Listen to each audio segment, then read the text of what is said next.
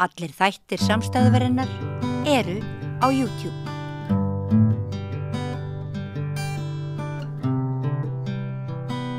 Já, hingað komin, lagalegur sérfræðingur samstöðurinnar. Það eru nokkra vikur síðan við tókum hér upp nýjan lið sem við leyfum okkur að kalla Réttur settur með vísan í gamlan sjónvarpsþátt. Það mætti eins kalla þetta lagahorn. Við reynum að finna fréttir þar sem kannski uppi einhver lögfræðileg álitamál og fáum þennan sérfræðing til þess að greina stöðuna. Þetta Gísli Tryggvason. Vertu velkomin til okkar, Gísli. Takk. Ef að byrja á því að dagurinn í dag nú undirlagður af Alþingi og fjárlagafrumvarpinu. Maður svona þess að velta fyrir sér þessi rammi fjárlagana alveg heilagur ef svo mætti segja með fjárlögum mætti þá til dæmis aldrei setja minni pening í mál en sem nemur einhverja eyrnamerkingu samkvæmt fjárlögunum. Það nú góð spurning, það fer sýnilega eftir hvernig liður það eru til sjónarmið það að þegar einhverju hefur verið ráðstafað þá sé handhafi fjárveitingavalds búin að binda hendur ríkisins. Já.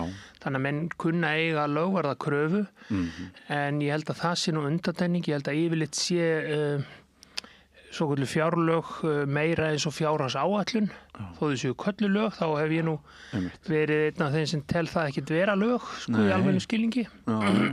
Og svona stjórnskipulegum skilningi þá eru fjárlög ekki lög, en það heitaðu til dæmis á öðrum tungumálum budget til dæmis og heita ekki á dönsku eða á skandinavísku heitaðu reyndar finansló, en það svona almennt talið að þetta sé ekki lög í venjulegu skilningi. Þau eru fyrsta lagi einu lögin sem að ber að setja á hverju ári. Í öðru lagi eru þau með afmarkaðan gildistíma. Í þriðja lagi eru þau bara það sem venjulega kalla fjárhagsáætlun.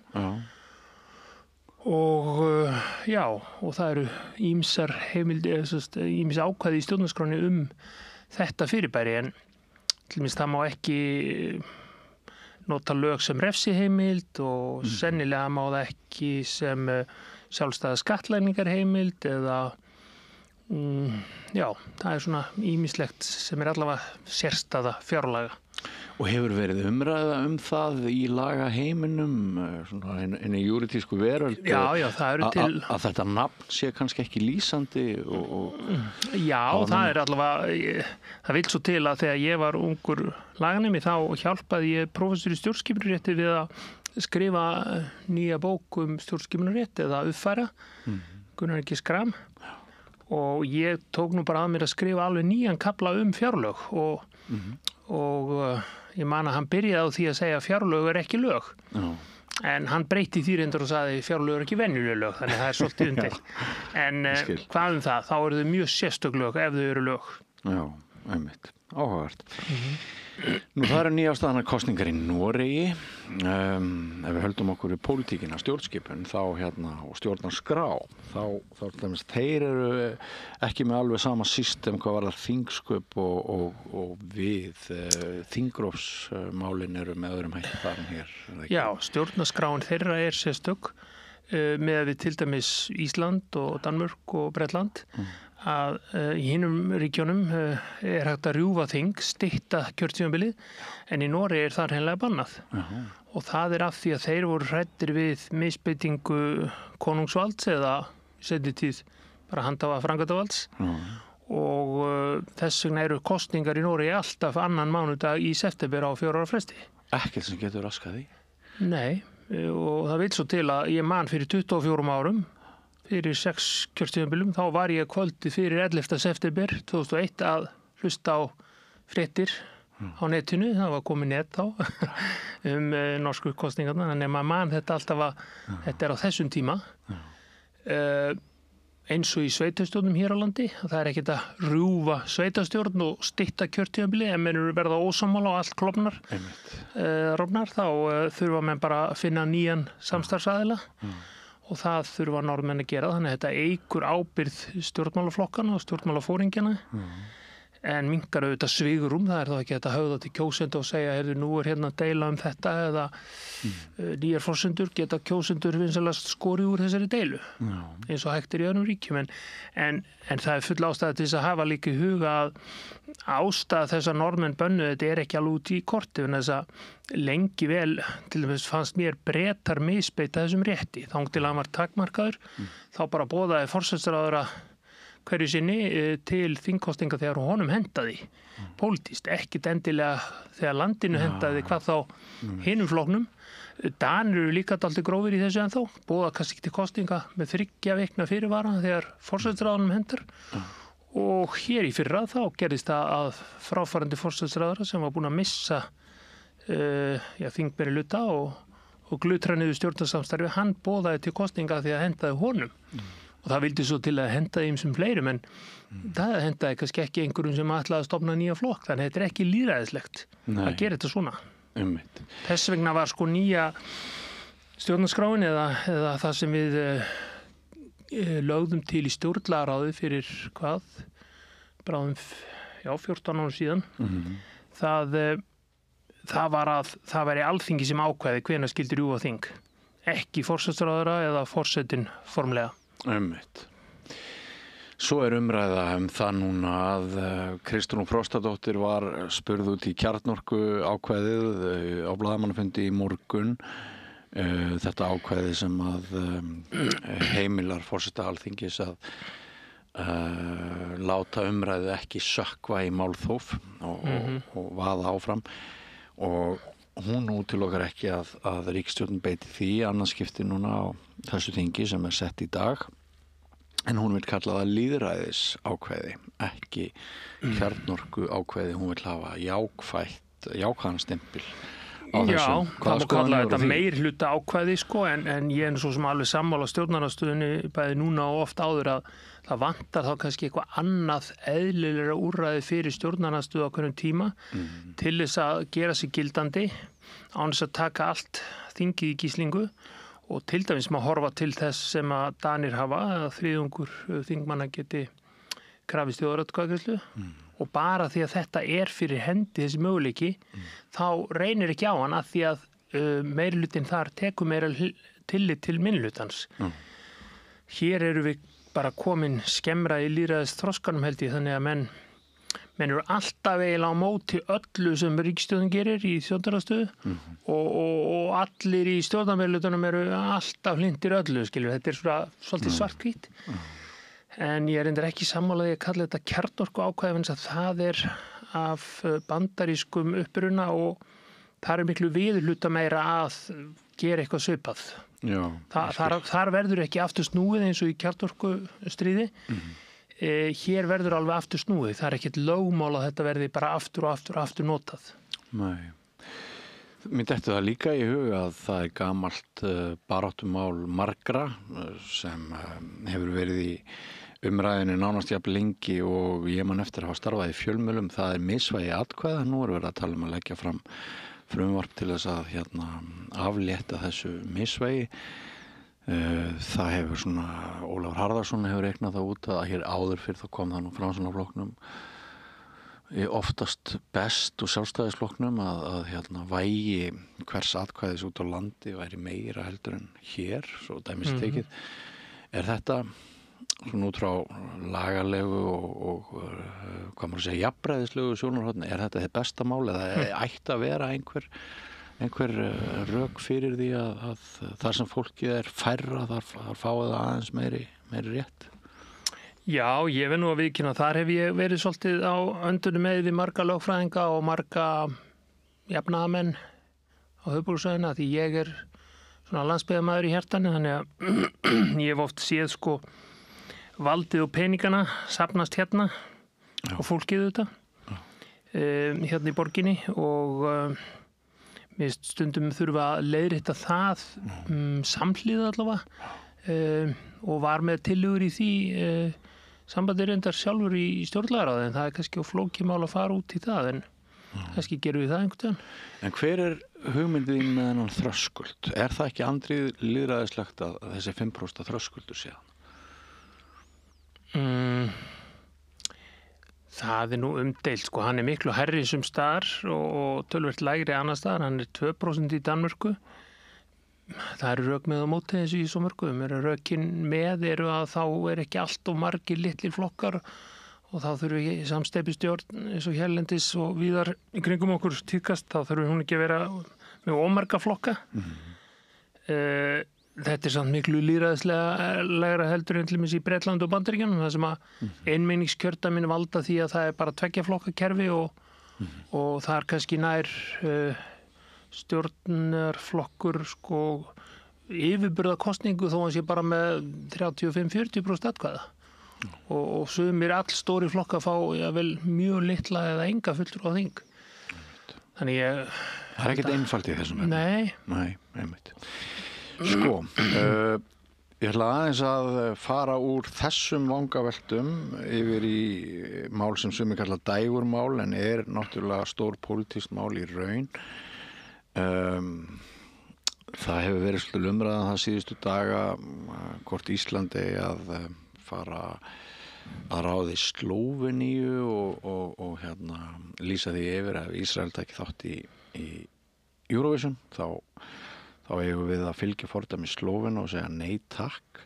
Við verðum umræða þetta í fréttum, það er ekki alveg verið auðvelt að átta sig á því hverra það að ákveða það hvort Ísland tekur þátt eða ekki vegna Ísraels. Það eru sumir fulltrúar í stjórn Ríkisútvarpsins að sögn útvarpsstjóra sem líta svo á að ákvörðunum þetta eigi að vera pólitísk og hún eigi að koma frá ráðherra en aðrir telja að jafnvel bara útvarpsstjóri eða stjórnin, meirihluti stjórnar eigi geta tekið ákvörðunum þetta. Maður veit ekki alveg hvað maður á að hugsa í þessum efnum. Já, maður getur kannski bara farið í allt stigveldið og spáð í sko hvar á að taka svona ákvörðun. Varla á hann að vera hjá forseta, hann tekur yfirleitt ekki svona hápólitískar ákvarðanir. Við skulum koma ráðherra á þingi á eftir, en ef við byrjum neðan frá, það er sumir sem telja að þáttakendur í keppninni, alveg svo þáttakendur í knattleikjum eigi að taka sjálfur ákvörðun boykott eða þáttöku eða ekki þáttöku. Mér finnst það ósanngjarnt af fólki sem fagmenn á sínu sviði en ekki pólitíkusar. Þannig ef við förum aðeins ofar, það útvarpsstjóri eða einhverjir embættismenn þar sem á að taka þessa ákvörðun? Mér finnst það hæpið. Mér finnst nærlægi að útvarpsráð taki þessa ákvörðun því það þó pólitískt skipað. En ég hallast helst að því að það sé ráðherra menntamála eða útvarpsmála, ég man nú ekki alveg hvað það það menningamálaráðherra sannlega, Logi Einarsson og utanríkisráðherra. Mér finnst svona nærtækast að þau taki þessa ákvörðun af því þetta hápólitísk ákvörðun, þau eru pólitíkusar, vinna við þetta, njóta stuðnings þingsins, bera ábyrgð á þinginu, ekki þingið heldur þessir 2 ráðherrar finnst mér eðlilegast. Þannig að sendu þeim brýningu bara hér og nú. Já. En sko, mér datt í huga ef þetta eru flytjendurnir sjálfir og við yfirfærum þetta yfir á íþróttaleik þá náttúrulega kemur mjög flókin staða ef helmingurinn í einhverju knattspyrnuliði myndi segja nei, ég ætla ekki að keppa við Ísrael en hinn helmingurinn í landsliðinu myndi segja jú, við skulum keppa við Ísrael. Já, þá verður það svo sem meirihlutinn eða bara það nóga liðið við óstarfæft eða þjálfarinn. Mér bara dettur í huga eitt vandkvæði þess að valdi liggi þarna. Sko. Já, einmitt. Það eru önnur rök fyrir því að hafa það ekki þar. Já, einmitt. Staða Íslands gagnvart kæru Suður Afríku gegn Ísrael, meira því í alþjóðadómstólunum hefur einnig verið í fréttum. Hvað merkir sérstök greinargerð sem að vitnað hefur verið til? Væri það stuðningur við kæruna? Ég hef aðeins mistað fréttum þetta en sérstök greinargerð væntanlega sem kallað í almennt í réttafari innanlandsdómstóla bara meðalganga. Maður vill blanda sér í mál á milli annara sem sjaldgæft í innanlandsréttafari en frekar algengt í þjóðarétti eins og hjá mannréttindómstólunum og jafnvel alþjóðadómstólunum. Og Jú, ef við höfum eitthvað sérstætt fram að færa og þá myndum við væntanlega skila greinargerð með einhver afstöðu, ekki bara gott hjá ykkur að vera í málaferðlum, heldur taka undir með öðrum aðilanum. Í réttafari er þetta stundum kallað klapplið og kennarinn í réttafari, Markus Sigurbjörnsson, sagði það yfirleitt ekki þörf á klappliði í dómsmálum. Annar aðilinn hefur rök, hinn hefur önnur rök og dómarinn eða dómarann í dæma. En ef að annar aðilinn er sérfróður eitthvað, eins og kannski Norðmenn eftir alla sína framgöngu í þessum deilumálum, Svíar eftir áratuga afskipti af alþjóðamálum. Ég geti ímyndið mér, Hollendingar kannski einhver svona gamlar forna stórþjóðir sem hafa eitthvað fram að færa, en Íslendingar eru kannski sérfræðingar á sviði hafréttamála og fiskveiðistjórnunar, en hvort að við höfum mikið fram að færa í svona flóknu deilumáli er álitamál, en það getur vel verið að utanríkisráðuneytið hafa á að skipa góðum sérfræðingum sem geta lagt eitthvað til málana sem að Suður-Afríka og Ísrael geta ekki upplýst dóminum. Og þegar nefnir klapplið, er þá verið að vísa til þrýsti áhrifa einhverja svona? Nei, svona frekar röksemda færsla. Ég meina í innanlandsréttafari, til dæmis ef ég fer í mál við þig sem nágranna minn, þá geti kannski þriðji nágranninn eða byggingafulltrúi komið í miðelgöngu og sagt ég tek undir með þessum aðila og þetta á að vera svona að því að eitthvað og gefið mér sjálfstæð rök kannski fyrir því sem við erum að deila um. Já, ég skil. Við nefndum Loga Einarsson áðan. Það blæs svolítið þá ákvörðun hans að hækka innritunargjöld í Háskóla Íslands í 100.000 krónur. Hann fékk reyndar þá ósk frá háskólanum sjálfum að hækka það miklu meira. En ein spurning getur ráðherra ákveðið að innritunargjöld í HÍ verði 100.000 krónur þegar dómstólar hafa sagt að þau megi bara endurspegla kostnaðinn eða hvernig það var orðað við innritunina? Já, í fyrsta lagi held ég nú að dómstólar hafi ekki tekið á þessu, heldur kærunefnd í einhverjum háskólamálum. Já, kærunefnd. Þannig að það er komið fordæmi með óbreytt réttarástand, en síðan er þetta breyta réttarástandinu, en sá sem getur það er nú væntanlega löggjafinn en ekki ráðherra. Þannig að mig grunar þessi frétt síðum að vísinda- og háskólaráðherra ætla að leggja fram frumvarp hækkun á þaki skrásetningargjalda og ef það er umfram það sem kalla má skrásetningarkostnað, þá er svolítið vafamál hvort að heimildin verður fullnýtt upp að einhverju hámarki nema menn geti sýnt fram á kostnað. Það væri náttúrulega hægt að setja bara lög skatt sem héti skrásetningargjald og hann væri 100.000, það væri löglegt. Ég er ekkert mjög hlynntur í, en þetta er nú kannski lægra en það gjald sem að ég var einmitt fyrstur til þess að kvart yfir fyrir rúmum 30 árum. Þá var ég laganemi á öðru eða þriðja ári og ég hafði lært það í laganámi í Danmörku að það væri ekki hægt að hækka administratíft eða með stjórnsýslu ákvörðun svona gjald. Þá minnum ég að það hafi átt að hækka það þrefalt og það var gert í mörg ár.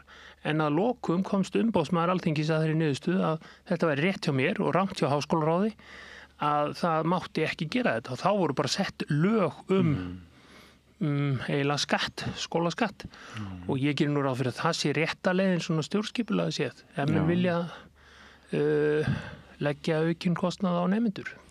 En þú er snemma að fara að búti vesinn og láta það í hvað? Já, menn þetta fannst mér vera bæði prinsipmála því ég var þá strax allavega jafnaðarmaður og vildi jafnrétti til náms og mér fannst þetta mikil hækkun og svo vissi ég þá úr lagana með að þetta stóðst líklega ekki að stjórnvöld ákvæðu svona mikla hækkun á einhverju sem að kalla var skrásetningargjald en var bara skólaskattur. Einmitt.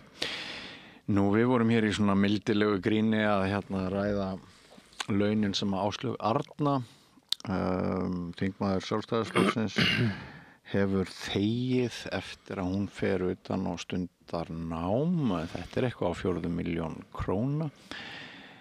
Það er nú mjög margir sammála það að þetta sé nú ekkit endilega siðlegt, en sko má taka laun fyrir vinnu sem þess að þjótt komin í aðra vinnu, búin að innrita þig í annan skóla og ert komin með fullan bara vinnudag þar? Já, sko það má líka þessu við biðlaun opinberra starfsmanna ef að þeir eru, ef embætti lagt niður eða þeir fá einhvers konar biðlaunagreiðslu eins og þingmenn gera þegar hætt á þingi, þá er það svona fallíf til þess að hjálpa mönnum að finna eitthvað nýtt og fóta sig á meðan. Mér finnst þetta að vera svolítið eins og misnotkun á þingfarakaupinu yfir þetta langa sumarleyfi eða tiltölu langa, hún er kannski frekar stutt núna, þegar ljóst er að þingmaðurinn er ekki að koma aftur í bráð. En ég efast nú að sé hægt að halda þið fram að þetta sé ólöglegt sko, eða endurkrefjanlegt sko. Þetta virðist hafa tíðkað svolítið, en kannski sjaldan þannig að menn fari bara í þinglok, sumarbyrjun í árs námsleyfi og býði þá með að kallinn varamannin sko. Það ætti kannski að gera fyrr þegar það liggur fyrir að þingmaðurinn er ekki alveg að koma tilbaka. Já, það liggur líka fyrir að þessi þingmaður er að koma aftur inn á Alþingi að loknum námsleyfinu. Væntanlega, það óbreyttu. Það er náttúrulega það sem greinir það frá því þegar þegar vantar olnbogarými fjárhagslegt til þess að fara í nýja stöðu og svo framvegis. Þannig að, já, þú sagðir misnotkun. Já, mér finnst þetta að vera svona, hvað sagði ég, sniðganga, misnotkun. Ég held þú hafi sagt misnotkun. Tjekkum á því. Heyrðu, svona í lokin, Gísli, það búið að vera fróðlegt að ræða við þig svona ýmis mál, fréttamál sem þar sem upp kemur einhver svona, hvað maður að segja, lögfræðileg spenna eða álitamál, en bara í lokin þá ég sá það að einhverjir fólk sem ég þekki á samfélagsmiðlum voru að gera athugasemdir við það í dag að rjúpnaveiðidögum yrði með mjög misjöfnum hætti útlutið eftir landshlutum. Ég hef ekki skoðað þetta mikið, mér skilst að Austfirðingar fái 3 veiðidaga fyrir hvern eitt sem Sunnlendingar fá. Er nokkuð annað en bara una því? Já, þetta er svolítið spennandi álitamál, svona eiginlega heimspekilega sko, hverjum tilheyrir landið. Það er nú talið til dæmis þegar það er virkjuð á í einhverjum landsluta eða einhverjum hreppi, að þá sé það fólkið, jável fátt fólk sem býr þar sem ræður skipulagsákvörðunni og einhverju slíku framkvæmdarleyfi og öðru. Og þá er spurningin á annað að gilda önnur jarðargæði, eiga þau að vera staðbundin eins og hvað er þetta, virkjunin og eitthvað, eða á þetta að vera fyrir alla landsmenn. Það er í stjórnarskráni jafnræðis ákvæði, búið að vera þar í 30 ár núna, en þar er til dæmis búseta ekki nefnd sem sérstakt atriði og ekki aldur. Það er talað kynferði, stöðu og efnahag og eitthvað slíkt. Ef það stæði búseta líka, þá væri kannski hægt að efast lögmæti svona ákvörðunar út frá því. En úr því að það er ekki, þá held ég þessu svona aðeins langsóttara að hnekkja þessu lagalega. Já. En mér finnst þetta svona heimspekilega spennandi álitamál.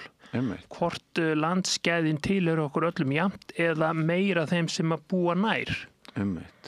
Það er spurning sem við bara látum þá hanga í loftinu, er það ekki? Fram að næsta þætti. Gerða það ekki fyrir komuna, Gísli Tryggvason. Takk. Nú ekki fara langt, kæru hlustendur og áhorfendur, við höldum hér áfram með rauðaborðið eftir andartak. Ódýr og öflugur miðill. 40.000 manns sjá eða heyra þætti samstöðvarinnar í hverri viku. Ef þú vilt auglýsa, sendu post á samstöðin@samstöðin.is. Ég heiti Þórhildur Þorleifsdóttir. Á Samstöðinni fjörug, opin, skemmtileg og gagnrýnin umræða allt milli himins og jarðar. Samstöðin á erindi inn á öll heimili.